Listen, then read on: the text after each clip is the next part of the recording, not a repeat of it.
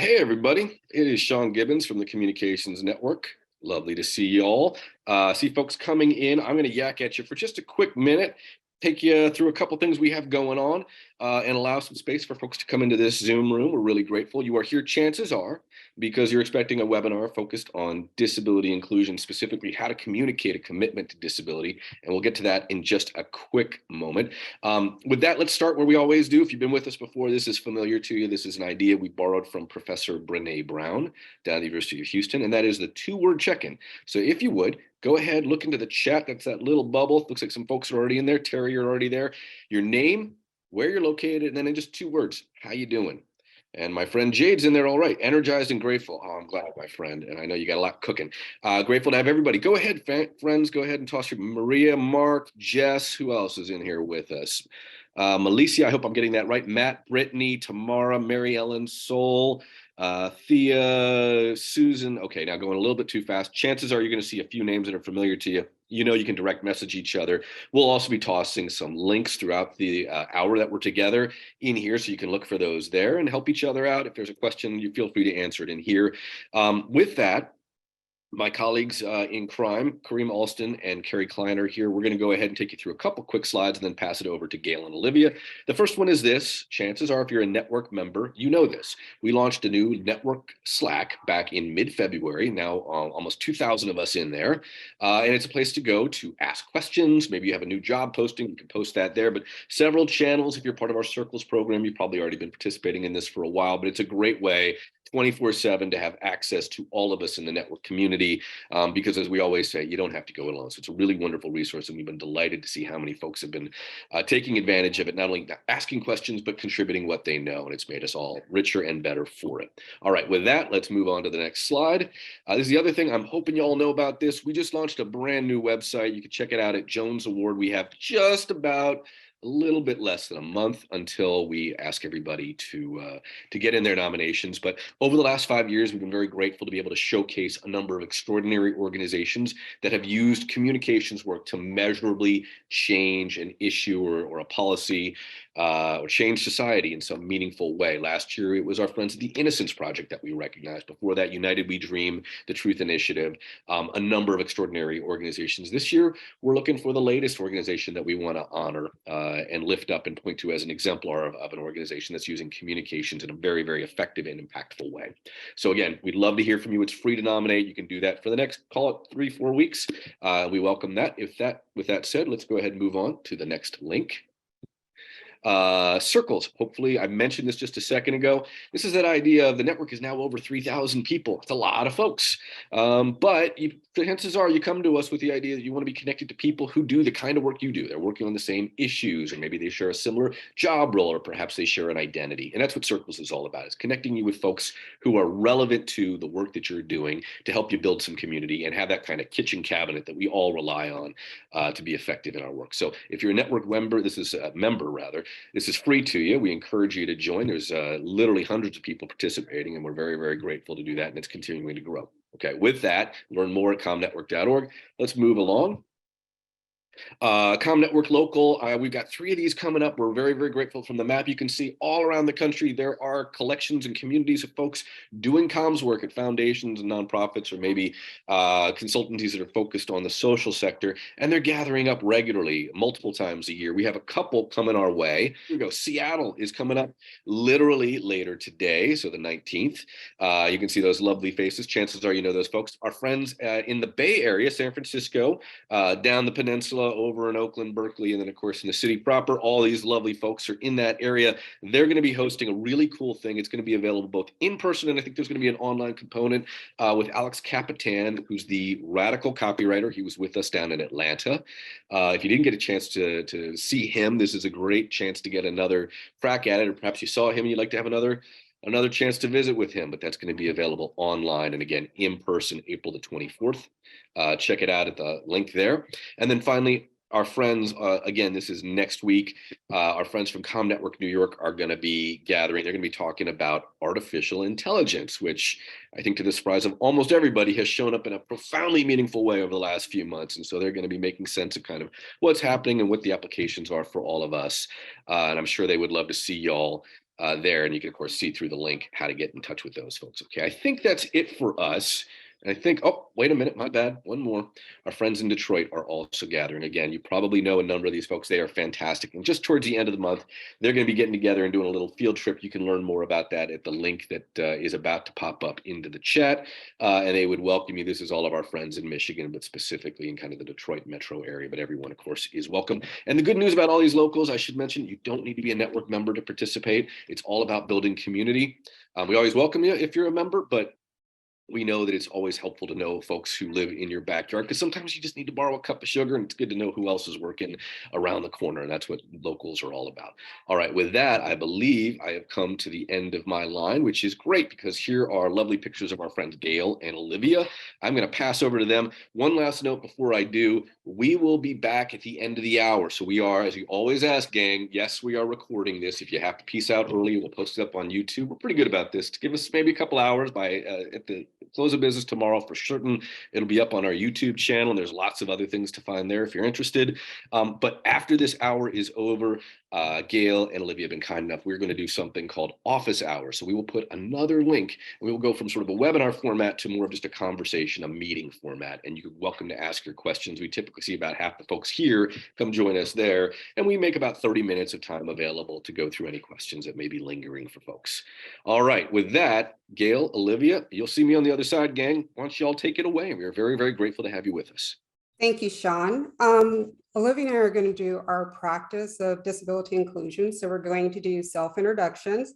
And I have to start by saying I am not an AI. This is really Gail Fuller coming to you from Winter Garden, Florida. As I said, I'm Gail Fuller. I am the Senior Program and Communications Director for the Disability and Philanthropy Forum. I am a Black woman with a non-apparent disability. I have my hair in a bob with bangs, and I am wearing red glasses. And I have on a tunic which has images of Black women in a rectangle shape. And I am pleased to be joined by my colleague today, Olivia Williams, and I'm going to turn it over to her for the self-introductions and to open our webinar. Thank you. All right, good afternoon, everyone, or good morning, depending on where you're tuning in from. Thank you so much for joining us today. As Gail mentioned, my name is Olivia Williams. My pronouns are she, her, and I am a Black woman with short curly hair, wearing a black and white striped dress and hoop earrings. And I'm very excited to be joining you all from Missouri today. And we want to start off today's presentation by just sort of grounding in who we are at the Disability and Philanthropy Forum, what we do, and kind of, what expertise we're bringing to this topic. So Disability and Philanthropy Forum began in 2019 with Darren Walker of the Ford Foundation and Rich Besser of the Robert Wood Johnson Foundation, coming together with 14 other foundations who wanted to make philanthropy more disability inclusive. And the Disability and Philanthropy Forum was born out of those efforts. And today we are in our second year of existing as our own philanthropy serving organization. And we provide a disability inclusion pledge to many different foundations and nonprofits to make their work more disability inclusive. And so just so you can get a big overview of the work that we do, we are giving you all a sneak peek of our new mission statement that we will be launching in the next few months. And that mission statement is that the Disability and Philanthropy Forum mobilizes philanthropy to dismantle ableism by increasing funding for disability inclusion, rights, and justice, amplifying the leadership of disabled people in the philanthropic sector, and educating philanthropy to build a culture of inclusion. So these are all things that we work on in a variety of different ways at the forum, one of them being education in webinars like this one.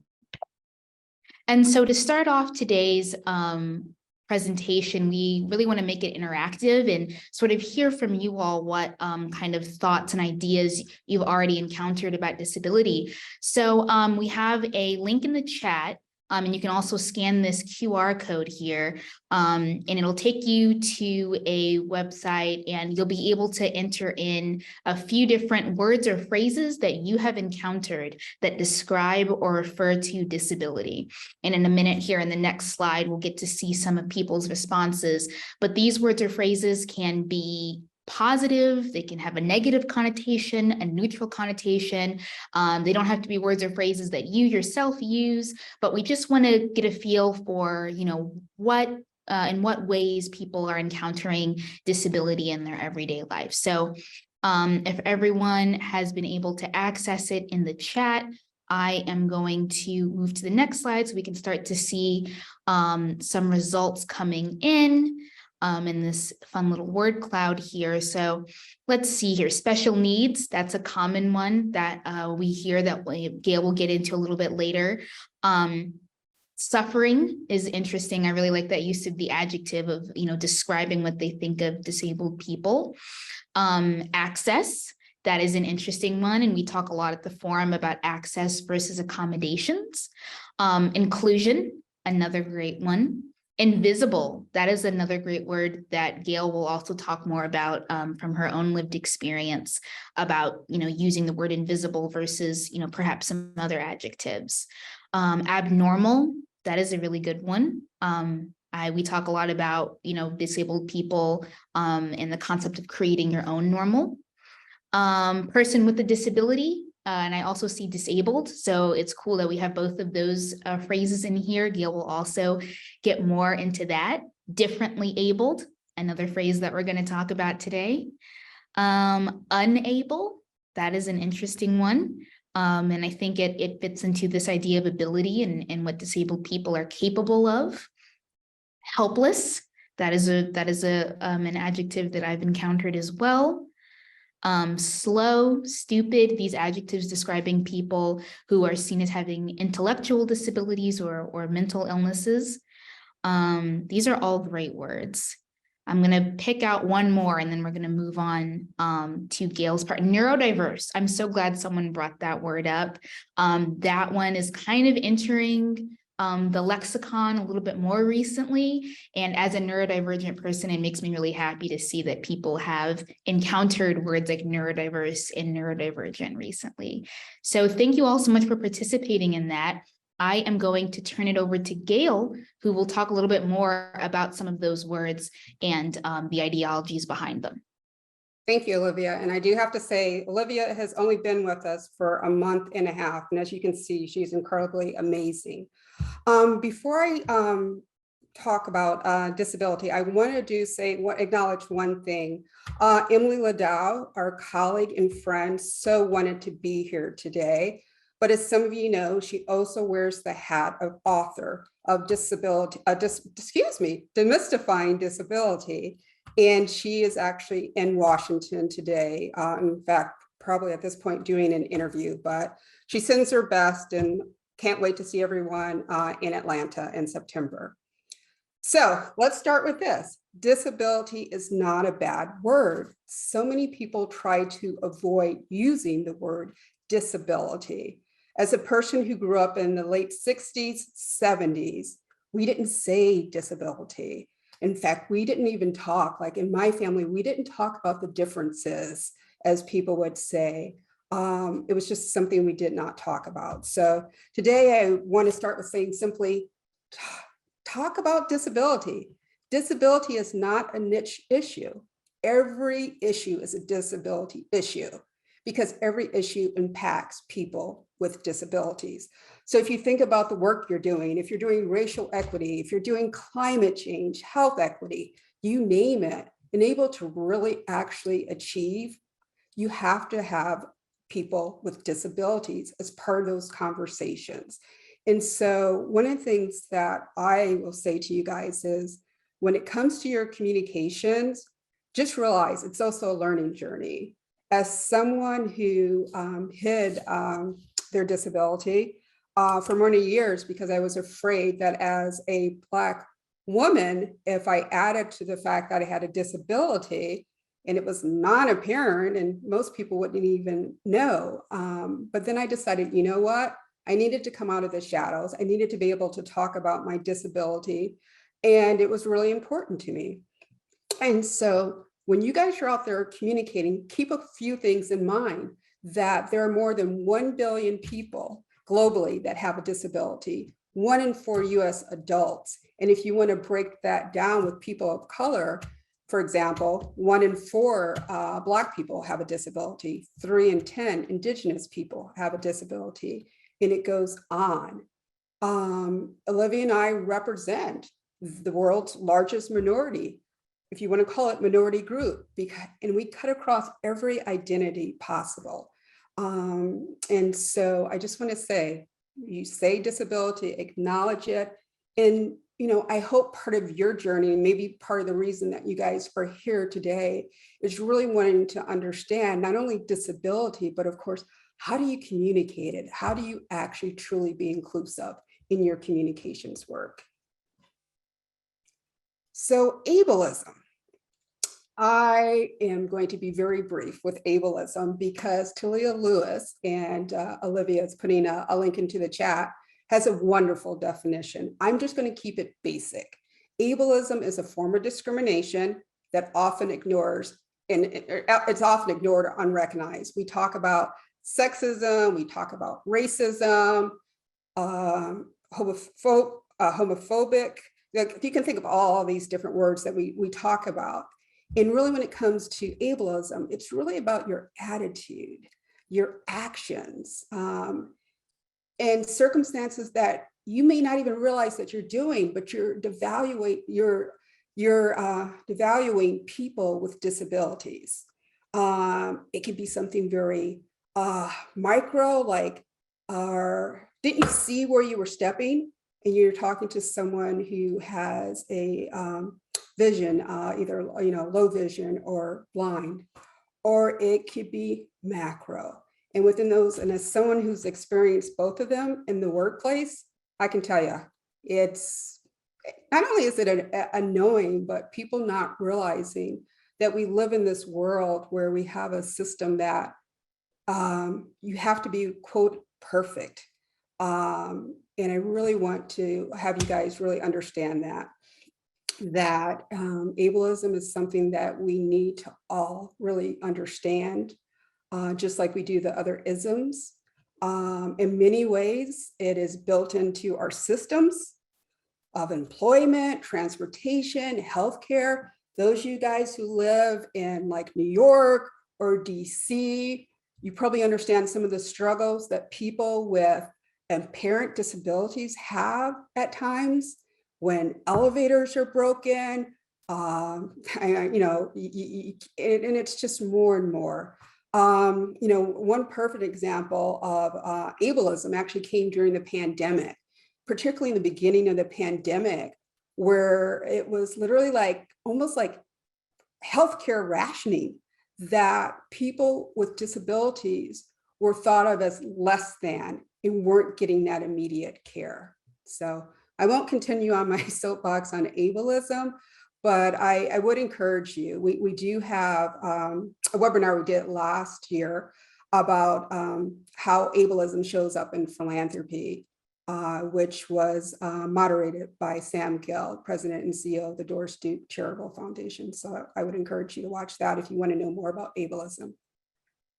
All right, so as communicators, the question is always, okay, so what actions communicate a commitment to disability and inclusiveness? I say that the action is, one, you guys showing up today. Simply by showing up today, you've made a commitment to learn. We always say on our Disability and Philanthropy Forum team, we're on a learning journey. We listen to disability advocates, we hear them, and it's just so important. So what we're going to do today is I'm going to touch on some things from a communicator's point of view, of course, on some things that really matter in the work that we do. So let's start with the fact, language, and being very mindful of the language and how it frames. And language matters, both internal in across our organization and external. Those of you guys who know me, maybe know my background, internal communications is always the key, because if you can't get that, it's harder to have your program directors and staff really go out and stay to the message, really understanding what your organization is trying to communicate. And I think now that we're hopefully all starting to understand the importance of a disability lens, it's really important. You're also going to notice QR codes on the slides. If you want to click on that source, that one's going to take you to some information on language. All right. So one of the questions I remember when I started trying to look at people first or identity first language. And to be quite honest, I was confused. And I took it on myself at one job to say, we're only using identity first language. And here's the thing, and maybe you guys want to raise your hand. How many of you guys use people first language exclusively? And how many of you guys use identity first language? Well, the answer is both are correct.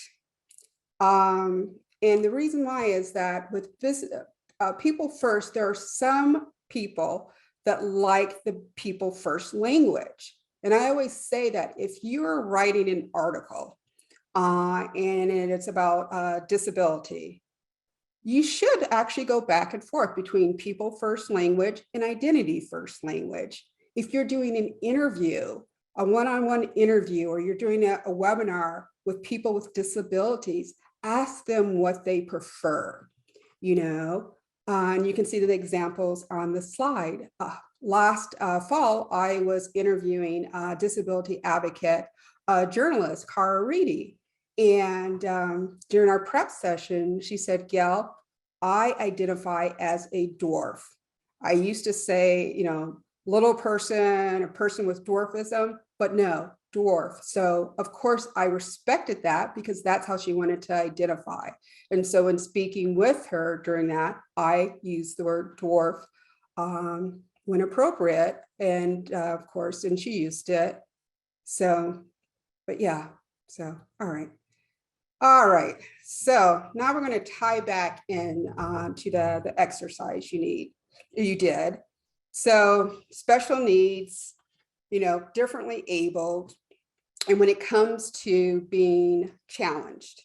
And here's the thing, you need to be able to look at words that actually show respect of people. Just say disability, you know, differently abled is another example of ableism. You know, we're all abled. So just say disability. You know, there's no need to use these other terms. All right, thank you. So, invisible, invisible, apparent, non-apparent. Some of you may have heard me say this before, but I intentionally use and identify as a Black woman with a non-apparent disability. And I do that because as a Black woman, I never want to be invisible in this society, but that is my choice. I respect people who use invisible. That is their choice. And when you're writing, like I said, once again, if you're writing, doing an interview with someone, always ask them how they want to be identified. Just like you would ask people, what are their pronouns? You should ask a person with a disability, how do they want to be referred to? All righty. So next, we're going to go to the charity model and the social model. So a lot of times you have to kind of, if you think about philanthropy and nonprofits, they were really kind of, they were built on that charity model. And that was how it was seen, you know. I could even think like, even like 10 years ago, there weren't very many not 10 years, 4 years ago, there weren't very many foundations actually focused on a social model of disability. And with the social model comes looking at how do we view disability as a result of inaccessible and discriminatory environments, why it's important to look at that through a social justice lens, social rights lens, and in this case, a disability rights and justice lens. It's so important. And just remember that. I think we all sometimes go back in that sense of a charity model. And really, in this point in our country, we really need to be focused on a social model and a social model of disability. All righty. Oh, okay. All right. I'm going to have you go to the next slide, Olivia, so people can see what I'm talking about. All right. Some people have done this intentionally. Organizations have done it intentionally, especially organizations in the 70s, where like the Muscular Dystrophy Association, because they wanted to raise money for children with disabilities. But what happens is, in this day and age, you have to remember is we can't keep perpetuating that sense of a charity model. And one of the reasons that when we're talking, we use the word porn is because inspiration porn, pity porn, it objectifies people with disabilities. And they do it so to make those who are non-disabled be emotional. And that emotional reaction is supposed to then make people want to donate and donate more. And we've often seen it in communications using these tropes to raise money. And so it's really important as you guys are looking at visuals and looking at how you're communicating, please, please, please stay away from inspirational or pity porn. So let's go ahead and move on and I'll show you. So you want to be able to use, sorry, I thought I could get through this without my allergies acting up. But so I want to go ahead. You can go one more, Olivia, please. Thank you. So I'm going to, there are two images. On the image on the left, you see 3 Black women strolling down, going down the street. On the image on the right, you see a young man in a wheelchair and someone holding the wheelchair and trying to help. So I'm going to tell you why one is an image you should use and one is not. The image on the left shows a group of disabled women in an empowering image. It shows that it's empowering. If you look to the one on the right, what it shows is that dominant ideal of disability where the person with disability needs help. And what happens there, it perpetuates the helper narrative because the wheelchair is being pushed. One of the ways that I always look at photos when I'm looking at captioning to know like what's the right photo, I look at the photo and think to myself, what caption would I write? You know, and if I picked the one on the right, it would say, you know, a person pushing a young man in a wheelchair so he can try to make a basket. That's not empowering. So just think about that when you're looking at images. All righty. So we always say nothing about us without us. Disabled people must be leading the conversation about disability, should have a seat at every table. If any of you guys have communications committees, I would strongly suggest if your foundation is or nonprofit is actually committed to disability inclusion, that you bring the voices of disability advocates to the table. And no one wants to work for free, and a disabled consultant is no different. So make sure you're hiring disabled consultants and employees. The higher percentage of people with disabilities are consultants and non-employees. And that's something that we all hope that will change. and don't tokenize them, compensate them fairly. And I am actually going to turn it back to Olivia. Thank you, Gail, for sharing that and going through some of those examples for us. So just to kind of sum up, these main points, these main takeaways, if you leave with nothing else, we really want you to remember these 3 reminders to, 1, use inclusive language and imagery in your communications materials. 2, consider the framing of your messaging and lean into empowerment and away from inspiration porn, pity porn, or any type of charity model around disability. And 3, hire disabled people, pay them for their knowledge, pay them for their expertise, pay them to, help create a more disability inclusive communication sector, because, that's what we really want to see. And so just ending out here before we move on for any questions, just a reminder to stay connected with us. We have many other resources for people to continue learning about disability inclusive communications. You can find us on Facebook, Twitter, LinkedIn, and Instagram. We've also shared Emily Ladau's contact information here. Even though she couldn't join us, she would love to hear from people and connect with people further. Gail's contact information, of course, and then my LinkedIn there. So thank you all so much for tuning in and learning with us today. And we will turn the floor back over to ComNet. Well, thank you very, very much, Gail and Olivia. So gang, I think the easiest, best way to do this is we're going to actually move over to another platform. Grateful to have all of you with us. And of course, you're welcome to come join us over there. Kareem or Carrie is going to put a link into the chat in just a moment. And once they do that, go ahead and click on that. You can piece out of, and I would encourage you, please close out of this Zoom webinar once you get that link. And we'll meet you all over there. Hey, Sean, it's Hopefully Gail. you can see it right here. And so Gail and Olivia, we'll see you over there in just a quick moment. All right. And we'll And have for a chance those, to take some questions.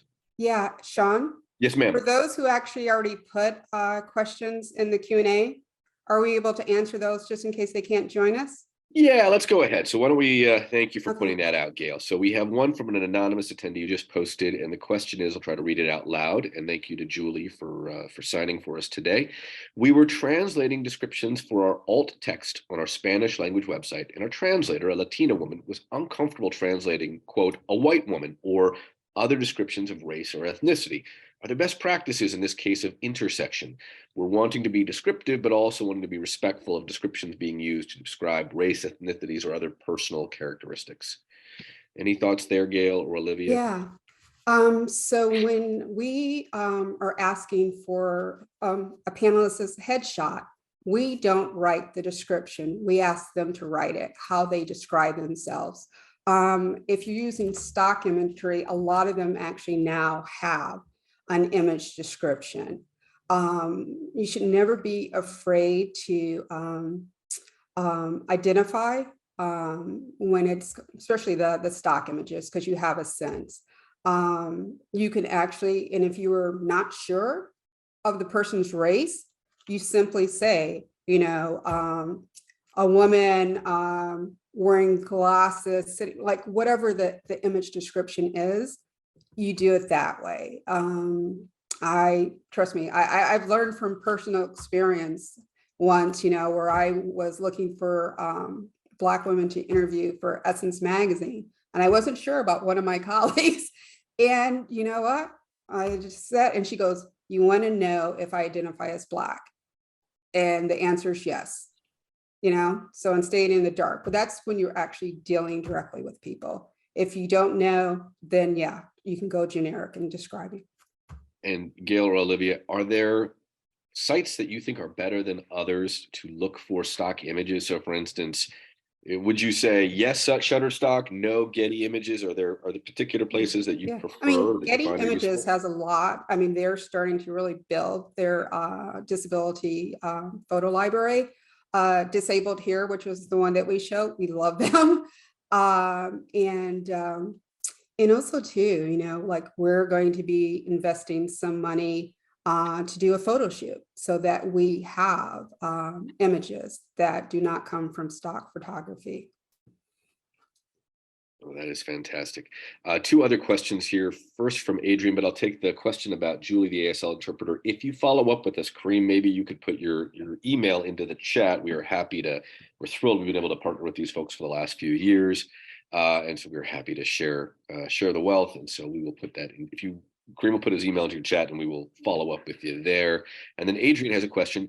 Can you speak about how compensation to people with disabilities have an effect on their governmental provisions? I guess this is a question of, could you be jeopardizing people's potential support, whatever that may be, if you compensate them for their time, if you're bringing them in to consult or to help you think through something, perhaps? Yeah, no, that's a great question. Now, some people may not know, people with disabilities do have an income limit.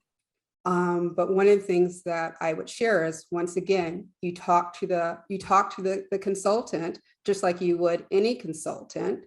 You would get a proposal and they would state what either their hourly rate is, or if it's a one-time thing, that is up to the consultant. Rather, even if they're, it doesn't matter that they're disabled, but I love the fact that you're sensitive and understanding of that. We compensate everyone. So our webinars have our disability advocates, people with disabilities. And I had a situation last year where the person couldn't accept the honorarium. They spoke like in the spring, but couldn't accept the honorarium till towards the end of the year to make sure they did not go over. So for those of you guys, especially working on economic justice, here's a key one right here. How economic, we talk about economic justice and then justices that people with disabilities face with trying to find full-time employment, because they have to make these decisions.